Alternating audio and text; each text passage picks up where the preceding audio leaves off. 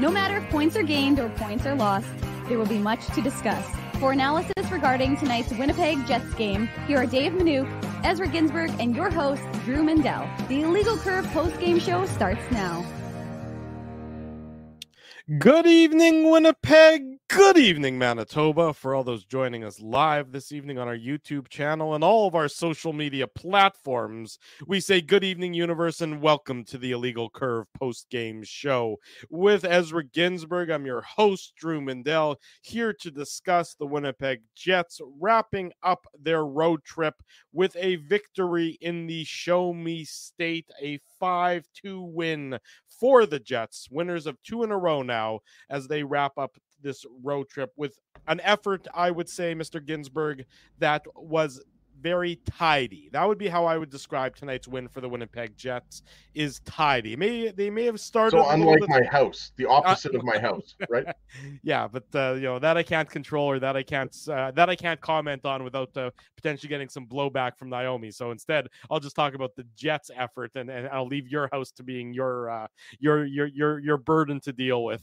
We're definitely going to get our house in order. Unlike the Jets, who, as you mentioned, have won 2 in a row and points in 7 of the last 8. Their house is in order right now. Their house is in order right now. Another division victory against the Blues, the team that they've beaten now twice on this year.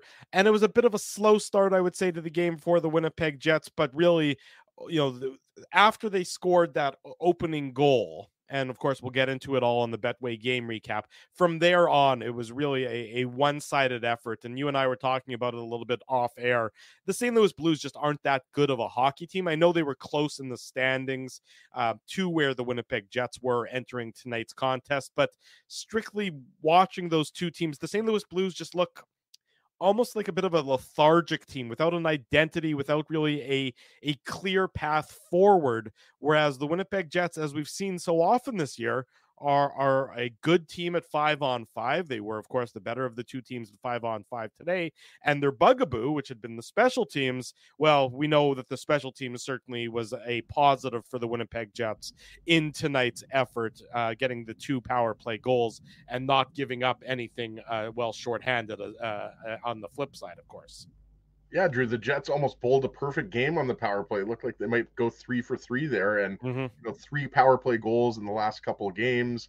And I agree with you, by the way, about the Blues. Like, nice beer that you've got there. I hear that it's a very tasty one. In case you folks haven't seen it, Illegal Curve Lager, courtesy of our friends of Farmery Brewing. So a new partnership that we've recently announced. So if you didn't watch the post game show, I guess on Saturday afternoon, and this might be your first time seeing this, it's Illegal Curve beer available at Farmery Brewing, number 2 Donald Street. So drink up. I'm surprised you don't have one next to you, as far as I can see, at least.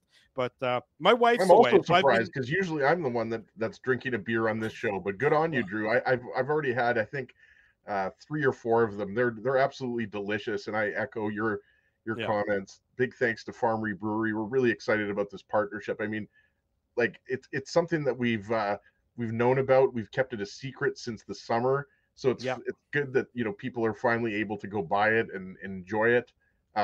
Getting back to what you were saying though about the Blues, like they kind of remind you of, I don't know, like the Detroit Red Wings or maybe the Arizona Coyotes from a few years back, like teams that really just don't have an identity. And as long as you have players like Robert Thomas and Brandon Saad and Pavel Buchnevich, Jordan Kyrou, Colton Parayko, Justin Falk on the back end, Torrey Krug, like they're a respectable team. They're a bona fide NHL team, but like you clearly miss Vladimir Tarasenko. You clearly miss Ryan O'Reilly, right? Like you just don't have a lot of game breakers. Like I really like Thomas. Like he scored St. Louis's first goal, and we'll also get into that in the Betway game recap, but they're just not a very good team. Like there's just not, like when you compare the Jets to the Blues, and both teams are relatively healthy. Obviously the Jets are missing Velarde, and I guess to a lesser extent Heinola. Who knows if he would have been in the lineup in the top 6, but this Blues team just is middling, right? And I think it's going to be hard for them. I look at, like, we talked about this on Saturday's show, and obviously you guys touched on it on the post-game show. Like to me, the Coyotes are a better team than the Blues. They at least have, I would describe, more upside or sort of a more joie de vivre in how they play the game. The Blues, there are talented members of the St. Louis Blues, but they just seemed so lethargic tonight. And I don't know how much of that has to do. Look, I am not a fan of Jordan Binnington. I will say that. Yeah, He went on an that's going incredible. back. That's prior to that's prior to last year. That's going back to like 2019 now. Well, look, Binnington went on an incredible run with the Blues, and to lead them to the Stanley Cup, and you can never take that away. Banners fly forever, as the old adage goes. But Jordan Binnington, to me, just seems like a detriment in that net. I mean, you can't rely on him, and I mean, as we saw on Kyle Connor's second goal in tonight's game, which we'll break down as we get into it here on the Betway post-game show. He's just not a guy that you can rely on. And so if you're playing in front of Binnington, I just, just he's emotional, and not emotional in the good sense of the word. He's just unreliable and a bit of a head case. This Blues team just doesn't seem like a team that enjoys being around one another. And I don't know if, a coaching change is the solution. I don't know that that's the option. They have more talent on the roster than the way they play the game, as far as I'm concerned. And the Jets today just, took over this game, and there was no pushback. And so, kudos to the Jets for doing that. It took them a little bit, and they sort of took them about 6-7 minutes in the game to sort of get their skating legs, I would say. But really, once they pushed against the Blues just crumbled. And at no point in time after the Jets took a couple goal lead in tonight's game, even after Robert Thomas cut it to 2-1, did I really think that there was a big threat here. And I'll point it out, Ezzy, that Connor Hellebuyck looked pretty shaky in tonight's game. If it wasn't for, how many pucks did the Jets, sweep off the goal line or have defensemen make impressive saves on, when Hellebuyck was not his usual self and more sort of flailing around in the net a little bit. Right. And I think the chance that there were a few chances. Pavel Buchnevich had a really good scoring chance, but Braden Shen, he whiffed on it, but then he obviously scored the goal that was a shaky goal. I mean, that Hellebuck's got to stop that one, and nobody's going to blame, Hellebuyck, for the totality of this game, because obviously the Jets got the 5-2 win. But yeah, Hellebuyck was a little bit shaky, and you're probably right, Drew. Like, the Blues, I think, are, I mean, if they make the playoffs, I think that's probably their ceiling this year. I don't think anybody thinks they're going to go on a run. When you're talking about Binnington, he's just so unpredictable. Like, he can give the Blues good goaltending. Where the hell was he going on that fourth goal? Well, yeah, that was just a gift, right? And it was also just communication, because it was poor coverage. Was it Torrey Krug, that pair that was out there for the Blues? I know Torrey Krug was the defenseman out there for the Blues. I forget who the other defenseman is, because his partner is Justin Falk. So I forget if it was Krug and Falk out there, but you're right. I mean, that's a misplay. That's a turnover. And that's, good play by Scheifele, obviously, to get it to Connor. But yeah, I mean, like, you have to ask yourself, like, is this the beginning of kind of a rebuild for the Blues? Because clearly they're not really, you can't really say they're rebuilding. You just go up and down that roster. Like, you look at the defense alone, we were just talking about it, but like, when you're talking about Leddy and Parayko, Krug, Marco Scandella, I mean, these guys are, late 20s, early 30s, all of them. And same thing goes for the forward group. So I look at the Blues, and, I think if they're out of it, clearly, a couple of weeks before the trade deadline, to me, the Blues are a perfect candidate to be a seller. Well, look, this isn't a, we're not going to delve too much deeper into the St. Louis Blues, simply because, obviously that's not the main focus of this post-game show. But, this was just a team that, the Jets took advantage of that. And this is so often what you wouldn't see from the Jets. Especially the second period, Drew. Sorry to cut you off. Like, the first, 7, 8, 9 minutes of that second period, it was all Jets. I forget what the shots were. It was something like 8-1 or 9-1. And it wasn't like it was just the Scheifele, Connor, Iafallo line. And obviously we're going to talk a lot about that line, because they were by far the best line in this game for both teams. And no, but it was every line. I mean, Ehlers, Perfetti, Nemesnikov. I mean, it was just wave after wave for the Jets. And yeah, the Blues, like, they were having trouble getting out of their own zone. They were having trouble putting a couple of passes together, and they got better, towards the end of the second period. But to your point, in the third period, they make it a little bit interesting, but it wasn't exactly like, a colossal, pushback. Like the Blues looked like they were just kind of happy to be in that game for the most part. Yeah, I would agree with that. There was just they really And they weren't. won their last two games, right? Like they beat the Devils and the Habs back to back. They scored 10 goals. And I'm Mhm. not sure if there were one or two empty netters there, but they had entered this game having won a couple of games in a row at home, and they were only 1 point behind the Jets, even though I think the Jets have played one more game, if They I'm have. not mistaken. But Yeah. I think by the time the season is over, Drew, I don't think the Blues are going to be anywhere close to the Jets. Like I have the Blues kind of in 6th or 7th in the Central, Yeah, I just didn't see somewhere a lot. somewhere there. I didn't see a lot out of them in tonight's contest. But from the Jets' perspective, I mean, they're in this middle of this stretch against Central Division teams.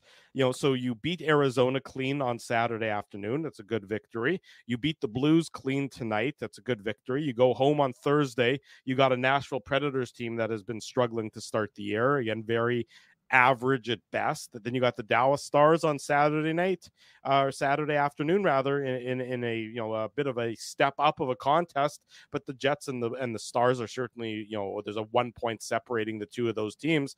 So when you can win in division, when you can win your games against your divisional opponents, good things are going to happen to you. And that's certainly where the Winnipeg Jets have been so far this year. You look at them, they've beaten the Blues twice now. They've beat the Coyotes. I think those are the only 3 games they've played against Central Division opponents, but, take care of the games in division. Yeah, it's kind of weird actually.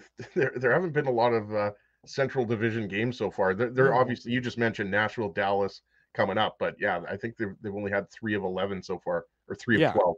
3 of 12 now. So whatever it is, for good for the Winnipeg Jets taking advantage of it and getting a clean 2 points to end the road trip with a 2-win, 1-loss record. So, and the Jets certainly have nothing to apologize for tonight's game. There's areas to clean up. Connor Hellebuyck wasn't fantastic by any stretch of the imagination, but a 5-2 victory is a 5-2 victory, and that's where the Winnipeg Jets were tonight with their win over the St. Louis Blues. Let's get into it, the goal by goal breakdown. We do it on each and every edition of the Betway Illegal Curve post game show. It's the Betway game recap.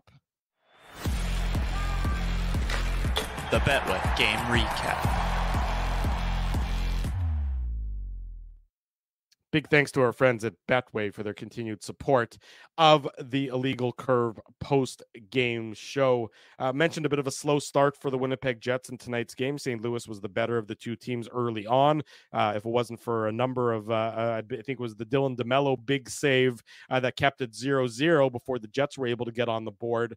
And it was on the power play, the woeful Winnipeg Jets power play, a power play that had been on the receiving end of a multitude of slings and arrows, were successful to start tonight's game at the 8:44 mark of the first period. It's Mark Scheifele. He gets his 5th of the season assist to Alex Iafallo and Kyle Connor. Very nice passing play. Robert Thomas is slow and late to react. He's the forward who needs to be tying up Mark Scheifele. He's slow and late to react to it, and Scheifele makes no mistake and is unmolested next to Jordan Binnington and deposits it behind the Blues goalie to make it 1-0 for the Jets, Eze. Yeah, it's all about the puck movement here, and also just, I think, use on this particular play, Iafallo knows that everybody knows in the NHL. I mean, if you don't know that Kyle Connor is who the Jets are trying to open up for a shot, then you haven't been watching their power play. But as you mentioned earlier, 3 power play goals in the last 2 games. So the power play right now is playing with a lot of confidence, and we've talked about that so much. When you get one power play goal, usually there's a snowball effect. So I just like how Iafallo, I mean, it's a nice quick pass. Yeah. And I like Perfetti's movement there. I like Iafallo's movement. I just like the way the Jets seem to be playing on the power play with more intention, right? Like, I know it's a cliche, but it just seems like, they're more focused. The passes are crisper. It's just, and we knew the power play goals were going to come. I mean, it was a matter of time. I don't think anybody expects the Jets to score 2 power play goals every single game. But yeah, I loved the quick puck movement there. And obviously nice pass to Iafallo, and yeah, just nice finish by Scheifele, who honestly, that might have been his best game of the season. I thought Scheifele was excellent tonight. He had 3 points, but I just like overall how he was playing. Yeah, the Jets' top line, I know that everyone has been talking about the Appleton, Lowry, and Niederreiter line. Interesting enough, that was one of their poorer efforts in recent days. They were the Jets' worst of the four lines in terms of possession. Still possession positive, but only at 53%. Iafallo, Scheifele, and Connor, who needed a bounce back game, certainly got it. They got And it to me, here. Drew, sorry, go ahead. I was just going to say they had 68% of the possession in tonight's game when they were on the ice at 5-on-5. So that line definitely got the bounce back game that they needed. Right, and I mean nobody expects Lowry, Appleton, and Niederreiter, to score 3 or 4 goals every single game, right? Like, of course not. Let's be clear here. I think we all had high expectations for that line, mainly with Nino Niederreiter being on that third line as opposed to being in the top 6, right? So I think that line deserves a lot of credit. But I mean, with the ebbs and flows of a season, that's what should happen, right? Like your top 2 lines should be driving the bus, and so that allows your third line, to have maybe an off night every 2 or 3 games.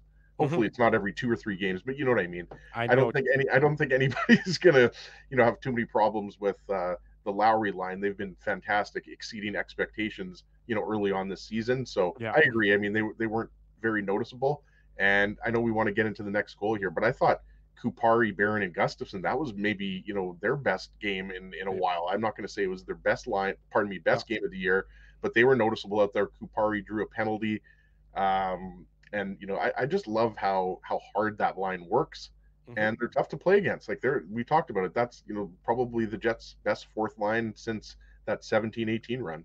No question about it. And so Jets get a 1-0 lead. And as good as it was seeing the power play succeed, almost equally important is can't overlook the fact that the Jets' penalty kill succeeded in killing off the early minor to Neil Pionk. Pionk had taken a penalty at the 4:31 mark. So the Jets' PK, which had been so problematic for so long to start this year, was able to kill off that penalty. They only took 2 penalties in the course of the game, the Jets did, and they killed both of them off. So again, another good performance by the PK today, as it's maybe beginning to round back into form, or the form that we had expected it was going to play at. So I don't want to pick on the Blues here, Drew, but I don't know what they're at now. I know it was like 3.2.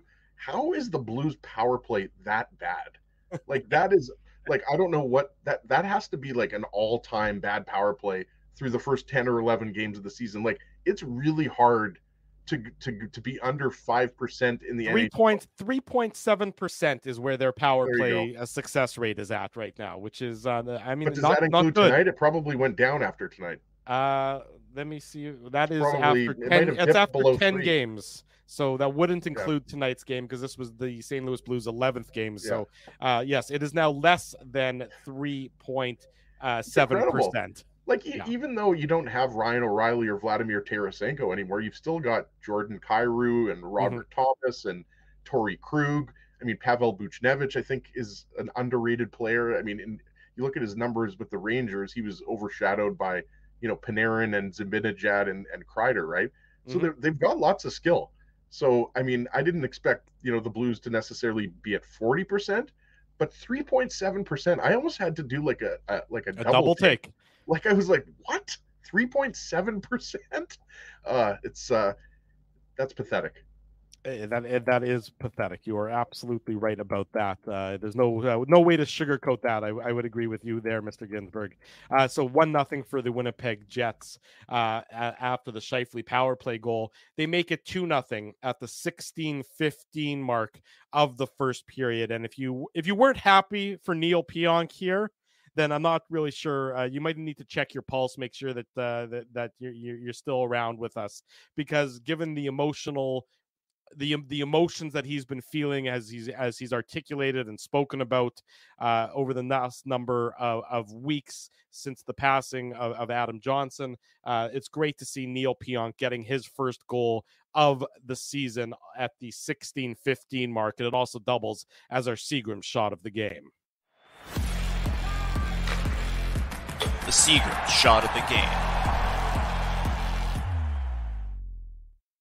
As I mentioned, Neil Pionk gets that, his first of the season to give the Jets a 2-0 lead. Scheifele finds Pionk, and he walks in, and Neil Pionk has certainly had his ups and downs over the last number of years, but his offensive upside is certainly still on display, and this was a very nice shot.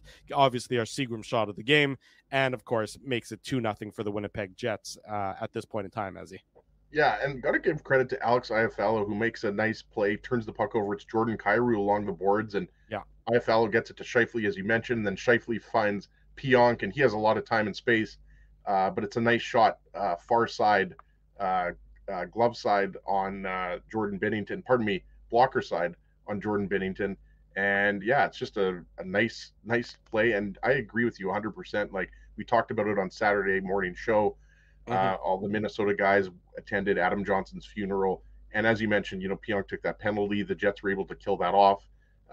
So I mean, very deserving of the Seagram shot of the game. That's the least we can do. And I don't know if you caught that, but I know Kyle Connor was on the ice, obviously because it was the Scheifele line, and he said something, and you got to think he said something like that's for Adam, or I mean, you could tell that was a different type of celebration. Yeah, you could see the emotion on the ice. You could see the emotion on the bench. That's just a nice scene. That's just a nice scene right there for a guy who's going through a real difficult time. So, good for Neil Pionk to get his first of the year and give the Jets the 2-0 lead at the 16:15 mark. The Blues get on the board 40 seconds later, get a bit of a Keystone Cops for the Winnipeg Jets in their own zone. They fail to clear a couple of times. Nate Schmidt gets bodied off the puck. I think it was David Gustafson who fails to clear the second time, and I think it was, if I'm not mistaken, it was Dylan Samberg as well who fails to clear. So they have failed zone exits out of the defensive zone, and then eventually it gets onto the stick of Robert Thomas, and he absolutely wires it past Connor Hellebuyck to cut the Jets lead from 2-0 into 2-1 with 3 minutes and 5 seconds to go in the first period.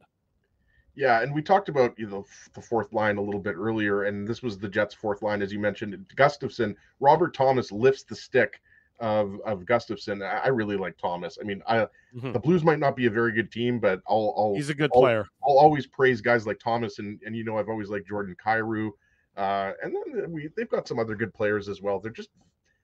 They lack game breakers. That's the way I would describe the Blues, and that I would agree too. The Jets are just a faster team, and that to me is really what exposed the Blues, especially in the first 10 minutes of the second period. But yeah, I mean, the Jets had an opportunity to clear it.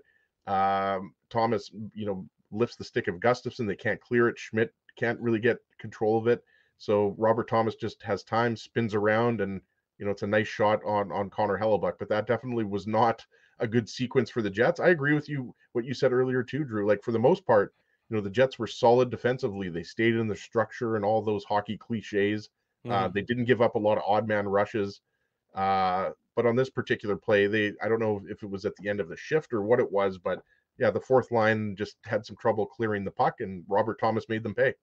Yeah, exactly right. 2-1 after the first period at this point in time for the Winnipeg Jets. A period that was a mixed bag. The St. Louis Blues were certainly the better of the two teams to start the game, and they ended up out shooting the Jets 12-10 in the first period. Not that shots are the be-all and end-all, but possession-wise, it was the closest of the three periods in tonight's game.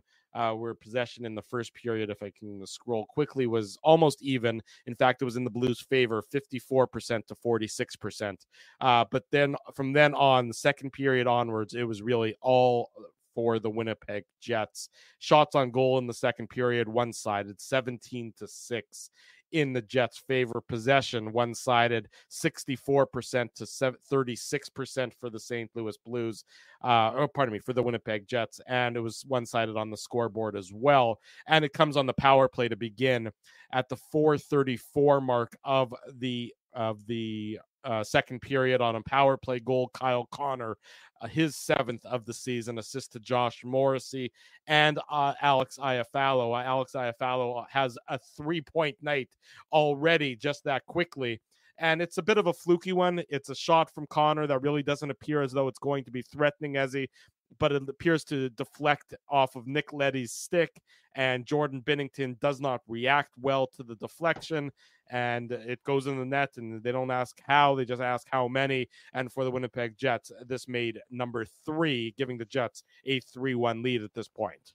we talked about it on the Jets' first goal, Scheifele, right? Who are they always looking to rip that one timer? Kyle Connor. And this is not a vintage Kyle Connor goal, as you mentioned. No, Goes off Nick Leddy's stick or skate or whatever. Yeah. I think Cole Perfetti, he was in motion. He was providing a little bit of a screen, a little bit of a moving screen, if you want to call it that. So, I mean, the Jets power play seems to just be clicking the way you would like it to be.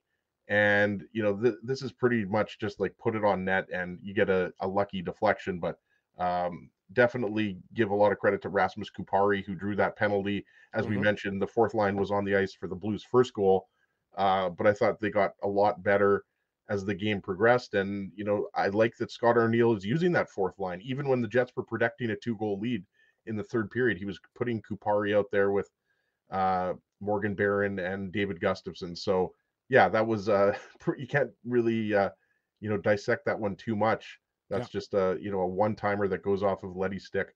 Yeah, sometimes good things happen just putting the puck towards the net. And that was one of those instances where a good thing happened. And the Winnipeg Jets power play, all of a sudden it's clicking. It's on fire, Ezzy. 2 for 2 to start tonight's game. With this one came with Kevin Hayes in the box. He was pretty invisible, I thought, for the St. Louis Blues tonight. So many of the Blues players were. So not to pick on Kevin Hayes, but I thought you were going to say he was pretty invisible when the Jets acquired him in 2019. Remember, he ended up playing on the fourth line that year. It's sleeping dogs can lie on that one. There's a lot of people who think that he was misused by then head coach Paul Maurice, but I don't think we need to rehash that one right now on the post-game show. But nonetheless, the Winnipeg Jets lead after 40 minutes by a 3-1 margin. Just a dominating second period for the Jets. They just took control of the game after the first period that had been much more even, and then that second period was one-sided, and the Winnipeg Jets decided, look, we're just going to take control. We're going to break the will of the St. Louis Blues, and kudos to the Winnipeg Jets for doing so and being able to do so. On top of that, it's really got to be demoralizing for an opponent when another team can come into your arena and just take control of the game, and that's exactly what the Winnipeg Jets did. And this, as we mentioned, was a game where Connor Hellebuyck was not at his best, so it was a complete team effort, especially in the Jets' own zone, to keep the Blues off the score sheet. But it's a lot, if your goalie's struggling, a good piece of advice would be control the possession and keep the puck in the other team's zone, and your goalie struggles won't be that big of a deal. And that's what the Winnipeg Jets did, certainly in the second period onwards tonight, Ezzy. Yeah, absolutely. And I'm not sure if I can, get right into the fourth goal. We talked about it. I agree. I mean, I think that second period was maybe their best period since the first game against the Flames. Right? Like the Jets have had some good periods, don't get me wrong, but just at even strength.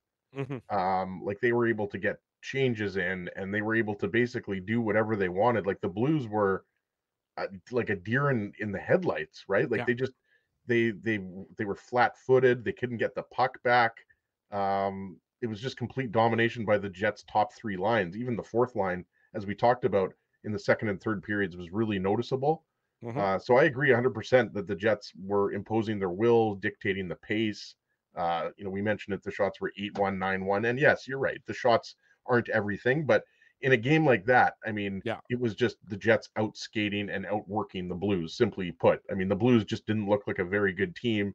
And that's what you want to see. Like the Jets have that ability. I don't think anybody's going to say the Jets are the best team in the league, but even let's say Vegas, who many people consider still one of the best teams in the league. I still do. I mean, they're still defending Cup champs, right?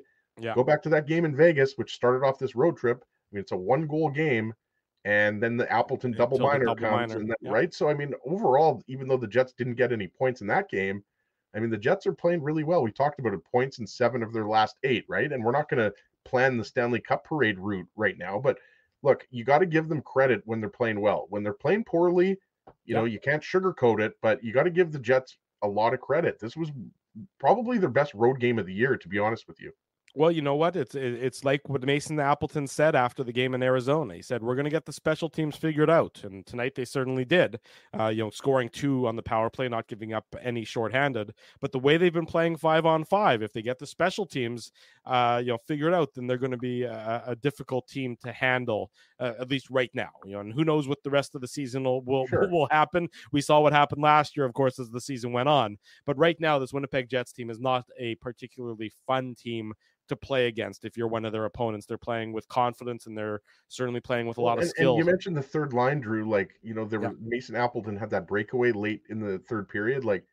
So even though that line, wasn't an A plus, it wasn't an A plus game.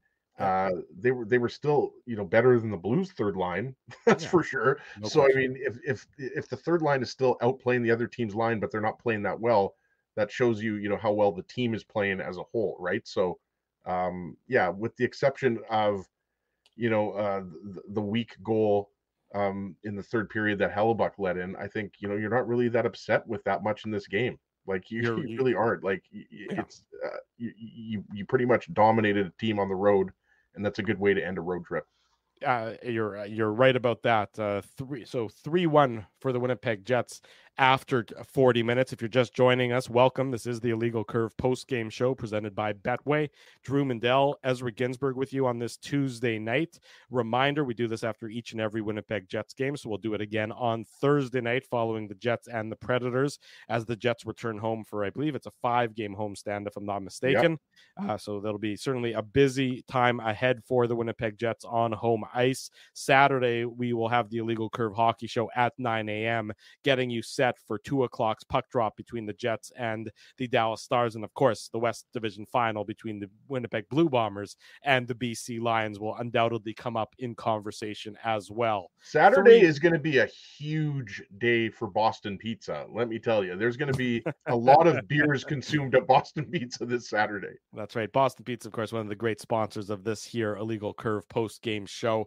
3-1 for the Winnipeg Jets at this point. They make it 4-1 early in the third period. So any thoughts of a St. Louis Blues comeback were quickly snuffed out. Kyle Connor gets his 8th of the season, his 2nd of the game, his 3rd point of the game. Mark Scheifele gets the assist. That's Scheifele's 3rd point of the game as well. And Alex Iafallo, how about 4 assists for him tonight? He gets an assist on this one as well. And look, I just don't understand what I just don't understand where Jordan Binnington's going here. There's not an opportunity for him to be playing the puck in this situation. It's just like he just wandered out of the net. For whatever reason, he went there in the first place, got caught behind the net, and then, Scheifele to Connor for one of the easier goals Kyle Connor's ever going to score. Jordan Binnington is just, this was a perfect example of why I believe he's unreliable as a starting goaltender.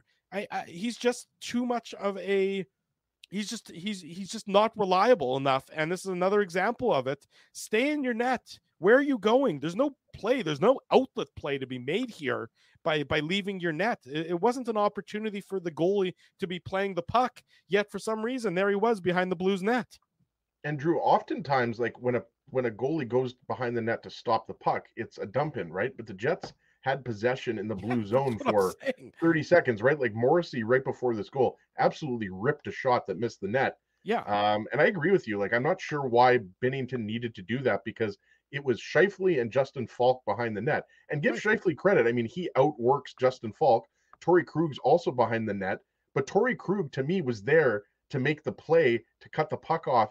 And then he was surprised. You could tell he was surprised that Jordan Binnington left his net, because he was slow to react to the play, and Kyle Connor beats him to the front of the net, right? So it was you can't say it was poor communication. It was just a poor decision by Binnington to leave the net, and then the Blues just weren't really tight with their checking. Falk on Scheifele behind the net, and same thing with Krug on Connor. Like, it was just, and then you think about the goal that Braden Shen scores. Yeah, I mean, if they don't allow that goal, then they probably have a chance of tying the game up. It's a 3-2 game as opposed to you're not gonna come back down 3 goals with the way Hellebuck has been playing lately. And obviously, that was a soft goal, but you know what I'm saying? Like, Yeah. you basically, that goal was the killer. I mean, it was the absolute killer in a game which the Blues were being dominated by the Jets at 5-on-5. That was just an absolute gift. So I agree with you. Like, I think a few years back when, we were talking about, like, if Canada went to the Olympics or the World Cup, Binnington was in that conversation, like around 2019, After they won 2020. the cup, he was Exactly, the year after they won the cup. Now nobody's going to say, Jordan Binnington. And again, we're not attacking Jordan Binnington, his character. It's just, as a goaltender, you're right. The highs are high, the lows are low. He doesn't give you the type of goaltending that you need. And the good thing is they have Winnipeg's Joel Hofer. Right. I'd rather run with Hofer for a while if you're the Blues. I wouldn't be this surprised if they, especially like I said, I mean, it's early, it's 11 or 12 games into the season. But I wouldn't be surprised if, Hofer starts to get more starts in the second half of the year, because obviously Jordan Binnington, he's still their number one goaltender, but you wonder how long it's going to be before Hofer, takes that crown, because Binnington, he's very unpredictable and very inconsistent. And he made some big saves earlier in this game for the Blues, but then he kind of, erased that with that giveaway behind the net. Yeah, no question about it. 4-1 for the Winnipeg Jets at that point in time. And then, as you mentioned, the Blues cut into it 4-2. Braden Shen gets his second of this season, assist to Torrey Krug and Justin Falk. This is Torrey Krug's first assist of the year, and I believe he was banged up, so that probably explains a lot of it. But you still expect more from Torrey Krug than just having than this being his first assist on the season in his 10th game played. So if he was banged up, he only missed a game or so. That would be about it. You want more from Torrey Krug if you remember the St. Louis Blues. It's a bad goal. This isn't a good one for Connor Hellebuyck to give up. It's an ugly one. It's a weak one. The Jets are fortunate that it comes at a time when they've already got a 3-goal cushion, and it's not going to turn into anything worse than it was. But it was definitely a goal that had a fair bit of an odor on it. Yeah, for a guy that has an odor on him, I can definitely speak to that, Drew. I mean, look, it's a weak goal. And Neil Pionk is the right side defenseman there. And yeah, he's backing in a little bit, right? So maybe you'd like to see, Pionk step up a little bit there. It's the third line out there, but it's an even strength situation. In fact, it's a 2-on-3 for the Blues. Right. I'm just looking at the replay here, almost like a 2-on-4. So, yeah. I mean, the Jets have... It's not a score. It doesn't look like a scoring opportunity. It's not a dangerous scoring opportunity. So that's just one that Hellebuyck has to stop. And like I said, Hellebuyck has been so good as of late. We're not going to give Hellebuyck a hard time here, but he will tell you himself that was a weaker goal. So we're not going to spend a lot of time on it because it was an inconsequential goal. But you're absolutely right. I mean, Braden Shen, missed a golden opportunity in the second period, and he makes up for it. But at that point in the game, I mean, like, it was, what was that? Kind of midway through the third period. Just the way the 8:08 mark. So there's a little less than 12 minutes to go. Right. And at that point in the game, I don't think, you got the feeling that, the Blues were going to score another couple of goals and tie it up, but at least they made it interesting at the time. But yeah, that's, a soft goal. But at the end of the day, like, you can let in a soft goal if it's, a 5-2 game. You don't want to let in a soft goal when it's a 1-goal game. So, I mean, it was, unfortunate. Timing is everything. Yeah, exactly. So it was unfortunate that Binnington coughed the puck up, which led to the Connor goal. But, look at Braden Shen's a good player. He scored a lot of goals in his career. But yeah, that's one that, I mean, Hellebuyck, it's the cliche, but he will literally be thinking about that one, and that one will be bugging him probably in his sleep tonight. Yeah, no question about it. But to the Jets' credit, after the Blues cut it to that 4-2 lead for the Jets did a good job of really shutting everything down. It was pretty calm at that point in time. We've seen plenty of Jets teams in the past that, give up that weak goal, and then all of a sudden it would be a tire fire in their own end. And it wasn't that for the remainder of the game. And then the game was sealed with 2 minutes and 28 seconds to go. Cole Perfetti gets his second of the season. It's into the empty net, assist to Josh Morrissey. We don't generally break down empty net goals very much here, but I just want to highlight two things. One, Perfetti's on the ice in a late game situation, albeit a 4-2 game, not a 1-goal game, but Perfetti's on the ice, which I think is another example of how the coaching staff is getting more trust in him late in those situations, late in the game. And it's just a good play by both Morrissey and Perfetti to get a clean break out from the Jets' own zone. And then Perfetti, he's got time and space, and he's able to hit the empty net. So just well played in the sense of just keeping your composure and Perfetti getting that opportunity later in the game and making no mistake about it to give the Jets that 5-2 lead there, Mr. Ginsburg. Perfetti deserves to be on the ice in that situation. He's been playing really well. And, a couple of weeks back when I was in Grand Forks and wasn't on the show, I caught it on the replay, and you guys were talking about Cole Perfetti's usage, not necessarily center versus wing, because clearly, Gabe Vilardi, that injury, that the coaching staff decided to move him to the wing. I do think the plan is to eventually move him back to center. I'm not sure if that happens, the minute that Gabe Vilardi, or the game that Gabe Vilardi comes back, but I think usage more so in how much even strength ice he's getting, because he's going to get his power play time, right? Yeah. And so good on Perfetti, and you're absolutely right. Like, just under 14 minutes at even strength, 13:51 today at even strength. Right, and the thing with Perfetti that we've been talking about, we were talking with Craig Button about this, the night that the Jets drafted Cole Perfetti, but it really is his smarts, right? Like, the guy is he just knows where to be. And on that empty net goal, we're not going to break the actual 100-foot shot down, but it's just more so like the fact that he just knows he just had good positioning there, and he's a good defensive player. That's the thing too. Like, people think because of his numbers in the Ontario Hockey League, like, no, Perfetti is a well-rounded player. He always has been. We just haven't seen him a lot at the NHL level, and he hasn't been deployed in those situations, right? Like, you forget. Cole Perfetti missed a lot of hockey last year, and he hasn't been put in those situations. So I think you're going to see that more and more, and he deserves it. He really does. He's the last 4, 5, 6 games, he had a rough start to the season, right? Like, turning the puck over, making some mistakes, and now his game is starting to come in. And him, Ehlers, and Nemesnikov, it's a great line. They're not going to be breaking that up anytime soon.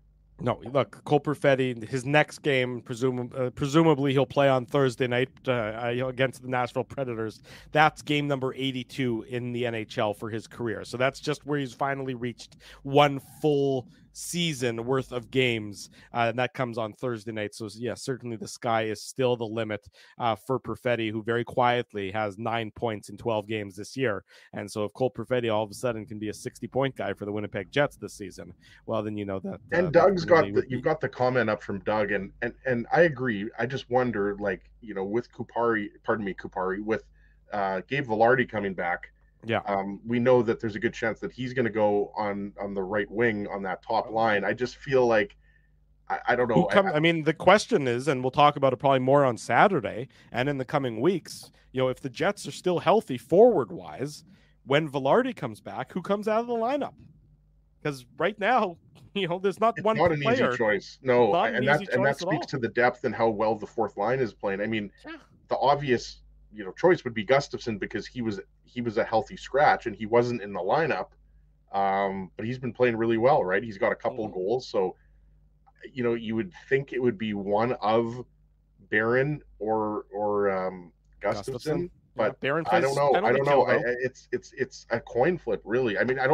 You ideally don't want to take either of those guys out of the lineup, right? And so I would probably say Gustafsson. But it's a good problem to have, as you always say, right, Drew? Like, it's not like in previous years when you knew who was coming to the lineup, right? Like, you knew it was going to be last year, like Axel Jonsson-Fjällby or Carson Kuhlman, right? Like, no offense to those guys, but David Gustafsson and Morgan Barron are better players than those guys at this point in their careers, right? And Axel Jonsson-Fjällby's having a good season with the Moose, and he could get a call up if the Jets have injuries. Dominic Toninato right now is the 13th forward. But it's a good question, Drew. I'm not sure who the Jets send down. Toninato will be most likely the forward that's sent down, but you're talking about who will come out of the top comes out. 12. I'm not talking about the 13th skater. I'm talking about who comes out of the lineup. And you know what? Obviously the Jets are still a couple weeks away from where that becomes an issue, but it's not that far off on the horizon. And it'll certainly be a topic of conversation over the next couple of weeks. Winnipeg Jets win tonight, 5-2. Over the St. Louis Blues. They wrap the road trip with 2 wins and 1 loss. They move into tie for second place in the Central Division with the Colorado Avalanche, albeit the Avalanche still with a couple games in hand, and it's far too early in the season to be looking that closely at the standings, so we won't do that. When we come back, more on tonight's Jets Blues game, a little preview of the Jets and the Predators on Thursday night, Tough Duck hardest hitting comment, plus whatever other nonsense Ezzy and I come up with on this Tuesday night. Drew Mindell, Ezra Ginsburg with you. It's the Illegal Curve post-game show. If you haven't already done so, smash the like button. We'll be right back after these commercial messages. Your coworkers love you because you always make them laugh. You're the life of the party with stories that have them rolling on the floor. Or maybe you're just the quiet one in the corner with the one-liners that just slay. Do you have what it takes to become Winnipeg's funniest person with a day job? Try your luck. Hit the stage at Rumors Comedy Club, and you could be walking away with $1,000 cash. Winnipeg's funniest person with a day job. Presented by Rumors. For all the details, head to rumorscomedyclub.com. So you're a pizza person, you married a wing person, but somehow your kids are salad people. You can't pick your fam, but you can pick your BP meal deal, starting from $18.99 for takeout or delivery at bostonpizza.com. The game can change just like that. Accidents happen when you aren't protected. So now what? Getting to your injury quickly can make all the difference. Help prevent them from being game changers with Linden Market Dental Center. Bonding, crowns, bridges, and dental implants. State-of-the-art treatments are available to help you get back in the game. To learn more, visit lindenmarketdentalcenter.com. Creating smiles for life. Whoa, Ezzy, everything okay? You look stressed. Of course I'm stressed. We're moving, the house is upside down, the kids failed miserably at packing the fine china, and my life is in chaos. Chaos! Yes, that does sound like a problem. What am I going to do? Ezzy, relax. Rolly's Transfer Moving and Storage is the answer. With 60 years of experience in moving Manitobans and a track record of exemplary customer service, one call to Rolly's and your stress is gone. No job is too big or too small. Just visit Rollies.com and they will take it from there. Thanks, Dave, and thank you, Rollies Transfer Moving and Storage, online at Rollies.com. Boston Pizza harnessed Fanalytics to test if the game is better at home or at Boston Pizza. The results are irrefutable. Catch the game at Boston Pizza, powered by Fanalytics. Are you dreaming of your very own backyard rink this winter, but dreading the work involved? Well, stress no longer, because the Rink Guys are here to make it happen. The Rink Guys are Winnipeg's first outdoor skating rink installation and rink maintenance service. The Rink Guys offer free site evaluations and different rink construction options. Plus, they use a custom-sized liner to prevent any damage to your lawn. Lighting packages are also available to help illuminate your rink during those long, dark winter nights. To get your rink started today, visit therinkguys.com.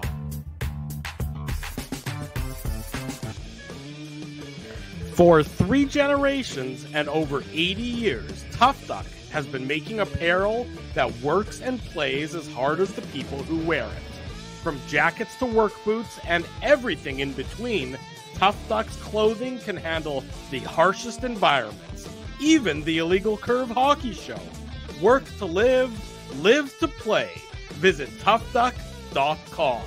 10:25 in the evening. Welcome back to the Illegal Curve post-game show. Drew Mindell, Ezra Ginsburg with you on this Tuesday night. Thursday night, Jets and the Predators post-game. Same time, 9:30, give or take a couple minutes. We will be back talking about another Central Division matchup between two teams that have a long history with one another. The Jets and the Predators do. The Jets certainly on a better trajectory than the Predators are on currently, but nonetheless, it will be a very good battle in downtown Winnipeg on Thursday night. Ryan O'Reilly, I don't know if you saw, had 3 goals and 4 points the other night.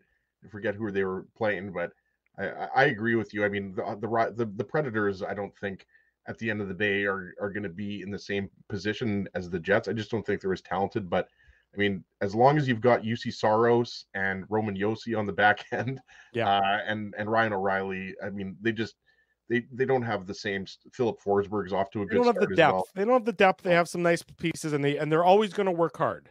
We remember that last year when they were playing basically they were basically the Milwaukee Admirals. How hard of an out they were. Remember, they went into Calgary and beat the Flames in that must-win game towards the end of the year, where to eliminate the Flames from playoff contention. And the Jets, almost nearly got bit by the Predators on a couple different occasions as well. They also seem to, these two teams always bring out the best in each other, right? Like that's right. It's never going to be like, there's always going to be pushing and shoving after the whistle, like that type of stuff, even though, the Predators aren't, the 117 point team or however many points they had that year in 2017-18. So I'm really looking forward to that game. It's always good when the Jets and Preds meet. Couple of quotes from the Winnipeg Jets dressing room tonight. Mike McIntyre, the Winnipeg Free Press, of course, has been on this entire trip, and so much of the audio and so much of the reporting, you have to give credit to the Free Press for sending Mike out on the road, and of course Ken will be out on the road as well, our buddy Ken Wiebe. Mike McIntyre in the Jets dressing room. This is Alex Iafallo talking about Neil Pionk scoring one day after speaking at Adam Johnson's celebration of life. Quote, "It was a hell of a feeling to see him smile and get that goal. Just the stuff we've been through the past couple of days, for him to get that, it was pretty special." Continuing on the same vein, Jets interim head coach Scott Arniel on the Neil Pionk goal. Quote, "That was big. I know it hit him on the bench there after he did it," and you saw the emotion, on the broadcast. Everyone felt it a little bit. It's probably been a bit of a release for him to get on the ice and just play and maybe not think about everything that's gone on. And you certainly did get to see Neil Pionk's emotion. And final quote goes to Iafallo. Again, he had 4 assists. That's a career high for him. And he also attended, of course, the funeral and celebration of life for Adam Johnson. Very emotional. They played together for the University of Minnesota Duluth. There you go. Exactly right. There's the context. Obviously, Pionk, Dominic Toninato was on that team. Yeah. And I think they may have even played together for the Ontario Reign in the AHL, and they were both with the Kings organization. So long history between those guys. So to have Pionk score in tonight's game, and Iafallo to have a career high 4 assists in tonight's game, it really is a bit of a special moment. Very emotional. He loved Adam. I owe it to his family and everything. He was a hell of a player, hell of a friend.